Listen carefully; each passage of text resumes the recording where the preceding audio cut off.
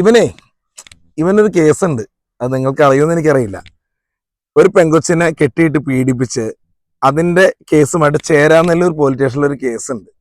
വേണമെങ്കിൽ നിങ്ങൾക്കൊന്ന് ജസ്റ്റ് ആ സ്റ്റേഷനിലൊന്ന് അന്വേഷിച്ചറിയാൻ പറ്റും. എന്നിട്ടാണ് ഈ മഹാം വന്നിട്ട് ഞങ്ങൾക്കിട്ട് ഉണ്ടാക്കാൻ നിൽക്കുന്നത്.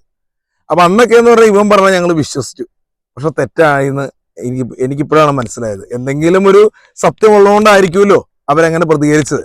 ഇവൻ ട്രാൻസ് എന്ന് പറഞ്ഞ കുറെ കൂട്ടുകാരുണ്ടെന്നൊക്കെ പറഞ്ഞ് അന്ന് ഞങ്ങളുടെ അടുത്ത് പറഞ്ഞിട്ടുണ്ടായിരുന്നു.